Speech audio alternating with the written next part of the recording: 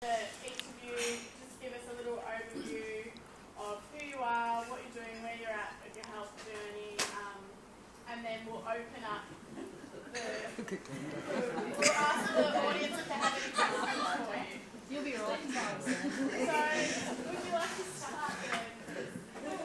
I was again. Perhaps as a result of me not doing my stretches and expecting to be able to walk for miles. Well, I'm a GP here, as you know. Where I am with my health journey, well, currently I've taken on this, you may have heard about the 5-2 diet. All the biscuits and everything in these places, and you're working long hours, you end up eating in too many biscuits, so you end up putting too many calories and things on. So trying to keep the weight off is sort of an important thing. I keep telling everybody to keep the weight off. So this 5-2 diet, I don't know if you've heard about it, but it's basically a bit like a caveman type of theory, the hunter-gatherer.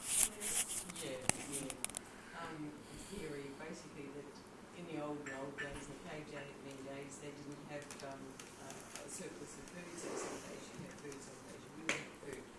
And so the 5-2 diet is basically 2 days of the week you don't have very much to eat. You only have about a quarter of the calories of what you normally have.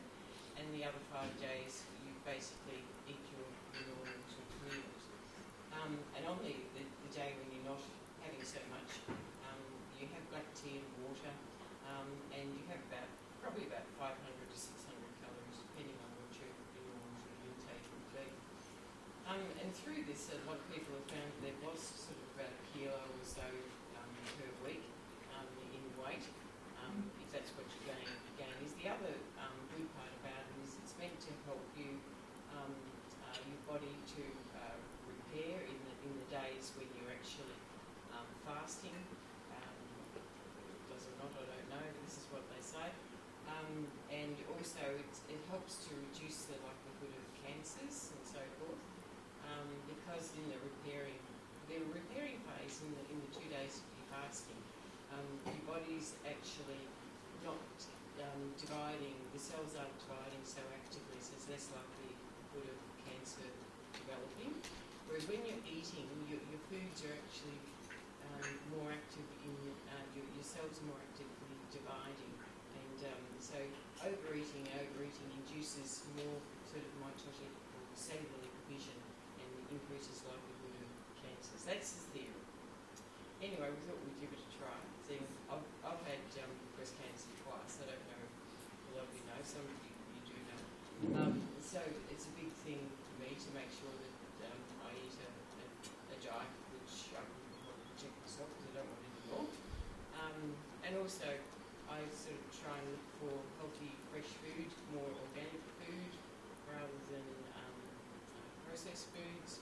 I think that's very important these days. You hear a lot of things about food. After you've eaten it, you think, oh God, I wish I hadn't eaten that. It's come from here or come from there, or it's had this or that. And so I think it's very important. And I think the old saying, you are what you eat, is very true. So I think I can't emphasise how important the food you eat is really.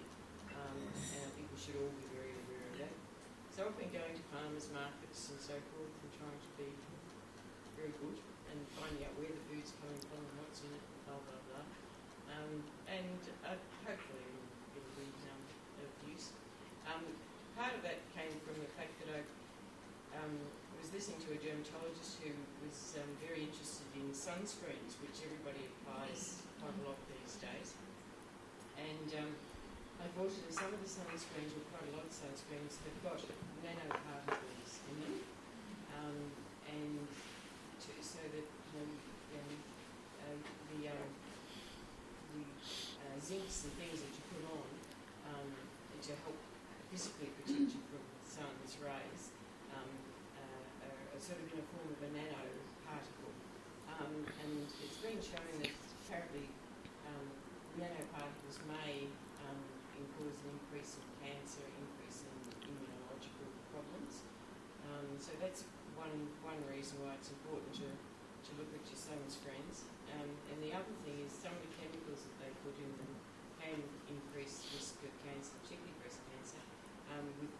butazone if it's in your sunscreen. So you need to be aware of some of these chemicals that are in some of these products you put on your face, your body, whatever.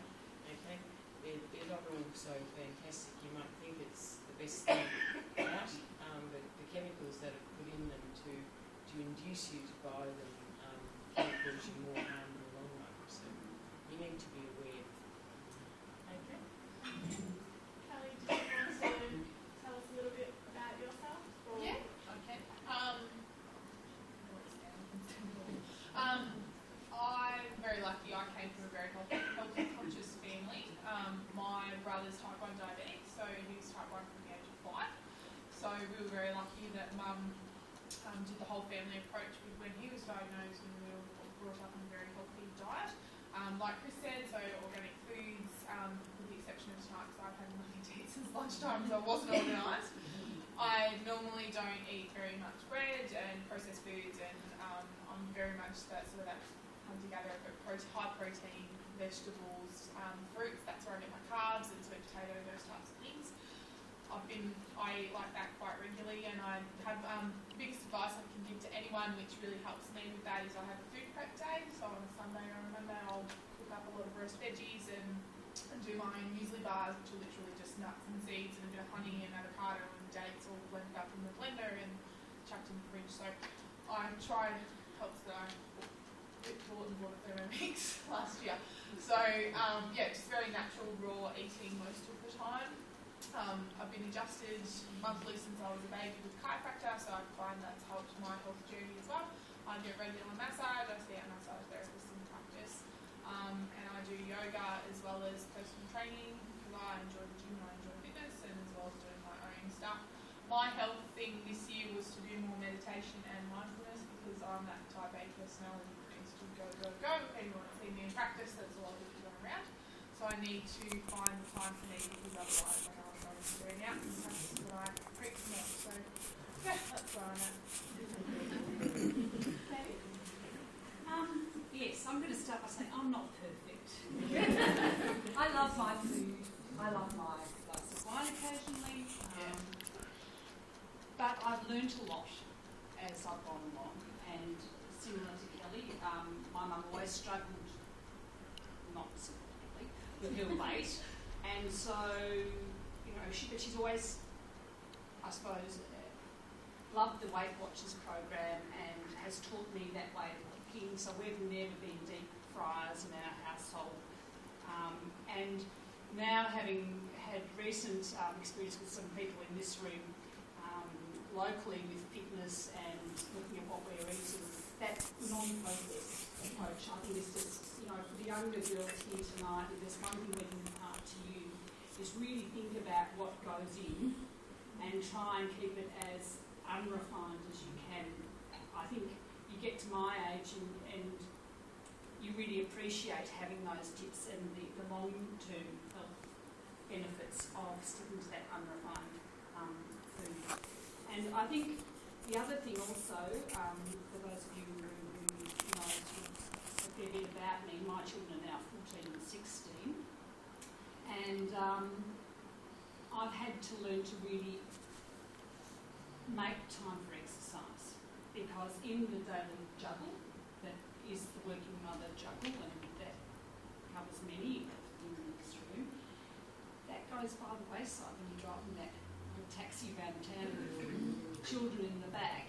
And I found the more potential stress I'm under at work, the more rigid I need to be with making that time, or else that's when your body starts to give up. And my staff who are here tonight, God bless you, will know that I often get sick, days absent, and I think it's because, apart from which you do tend to just keep going as a working mother, wind her up, off she goes. You eat well, you try and do that home cooking. I've learned in recent years to try and do that Sunday cook-up wherever possible, try and get a few meals ready for 2 nights, perhaps the big roast Sunday night, which we'll do Sunday, Monday, with all the veg, and my kids thankfully are turned into really good fruit and veg eaters. So really, and I'm sort of just come over that hill in my life with my femininity, if you know what I mean. And thank you, Chris. I haven't had to come and visit you. I've done it really well, and I think it's because I am exercising. Probably not as much as I could, but I'm mindful of it. And I am trying to just watch what I have learnt in recent years about the perils of potato and just the different carbs and how some are easier to keep your metabolism going. And I think for those of us who are sort of around that magic number and perhaps on the other side of it, I think your metabolism, that's a whole other subject we can probably have a whole night on as to how to keep that working and how to keep that kick starting. Because once it becomes sluggish, I think that's when there's a load full of perils that can then follow. But I'm no expert on that. I'm just talking things I have learnt. So yes, I'm just very normal and I don't know why I'm sitting here. Well, I think that's what we wanted to hear was, you are just everyday women. We want to hear how you balance things, how you make time for things, and yeah, you are just like us. And we're really happy that you're here to share that. Thank you, Catherine. Glenda, did you want to introduce yourself? I'm even more normal than that one. Well, And I can't add much to it. But the other day I heard, I'm not a Miley Cyrus fan, but I heard her, you know the words to the climb? Oh, Yeah, I just want to read you that out to you because you're right to the song. But I just think the lyrics for the climb sum up my life, I think, and my today, which was terrible. I can almost see it, that dream I'm dreaming, but there's a voice inside my head saying, you'll never reach it. Every step I'm taking, every move I make, feels lost with no direction. My faith is shaking, but I've got to keep trying, got to keep my head held high. There's always going to be another mountain, there's always going to want to make it, I'm always going to want to make it move. Always going to be an uphill battle, sometimes I'm going to have to lose. It ain't about how fast I get there, it ain't about what's waiting on the other side. I apologise for their English too. It's the climb, the struggles I'm facing, the chances I'm taking, sometimes might knock me down. But I'm not breaking, I may not know it, but these are the moments that I'm going to remember the most. Yes, I've just got to keep going, got to be strong, got to keep pushing on, because there's always going to be another mountain. I'm a mother, I'm a grandmother, I'm a daughter. My parents have, my father's 89, my mother's 88, and we just hit a health thing this week. So I sort of got to juggle. You just get your kids off your hands and yeah, so I just find that perhaps keeping your mind and meditating and hoping everything else falls into place. Because some days life's just horrible. And other days it's not. So there's always going to be another mountain. so now we've heard from each of our panel members. I'm going to invite you all to ask any questions that you might have or anything that you want clarified, and you can direct it to an individual panel member or ask it as a general question. So does anyone have a question?